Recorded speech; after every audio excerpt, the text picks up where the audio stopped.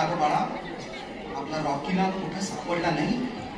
नाही तर तुला कसं सांगायचं मला कळत नाही, पण बाळा आपला रॉकी ना नाहीसा झालाय, गायब झालाय. गायब झालाय म्हणजे? त्यानंतर रॉकी परत कधीच घरी आला नाही. तो ज्यांना कळत होता तिची तर काही चूक झाली नसेल. रॉकी तिला असं अचानक सोडून का गेला असेल? आधी यासुकीचान आणि आता रॉकी. तोतोचानने आपला आणखी एक मित्र गमावला होता. जपानमध्ये हळूहळू दुसऱ्या महायुद्धाचे वारे वाहू लागले होते. त्याची झळ तोतोचान आणि तिच्या कुटुंबाला पण बसत होती. दुकानांमधून एकामागून एक खाद्यपदार्थ नाहीसे व्हायला लागले होते. ते तोमोई शाळेत मुलांना डोंगरावरचं काहीतरी आणि समुद्रातलं काहीतरी या नियमाचं पालन करणं दिवसेंदिवस अवघड जात होतं. रेल्वे स्टेशनवरचं एक टॉफीचं वेंडिंग मशीन तोतोचानला माहिती होतं. त्यात आपले 5 पैसे टाकले की टॉफीचं छोटंसं पाकिट मिळायचं. पण सध्या ते पण रिकामं झालं असताना ते टाकलेले 5 पैसे त्याच्यात बाहेर पडायचे.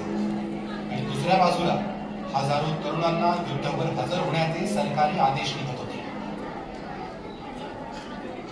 तोमोई मधला सगळ्यांचा लाडका रायोचान, त्याला सुद्धा युद्धावर जाण्याचा आदेश आला होता. मुलांनो, आज तोमोई मधला हा 6वा ताईचा म्हणजे चहापानाचा पहिलाच कार्यक्रम आहे. रायोचान तुमच्या सगळ्यांचा आवडता मित्र, तो आता युद्धावर जाणार आहे, म्हणजे त्याला जावंच लागणार आहे. तर जर का तुम्हाला त्याला काही सांगायचं असेल, काही निरोप द्यायचा असेल, बोला. सगळ्या मुलांना खूप काय काय बोलायचं होतं, पण ताकाहाशी इतका छोटा होता की तो बाका खालनं सरपटत आला आणि म्हणाला, धन्यवाद रायोचान, तू आमच्यासाठी खूप काय काय केले. आणि कसं बोलायला? मुख्याध्यापकांची मुलगी मियोचान, तिला तर रडायलाच यायला लागलं. रायोचान, तू स्वतःची नीट काळजी घ्या आणि तू आम्हाला तिकडे पत्र लिहिशील का रे? तोतोचानची मैत्रीण साकोचान, ती म्हणाली, पण रायोचान, अरे ऐक ना, तू ते एकदा नाही का माझ्या झाडाच्या नाकात पडले होते, तू गावात आला, माझ्याकडे पट्टी वगैरे लावली, औषध लावलं, माझी काळजी घेतली, ते मी कधीच विसरणार नाही.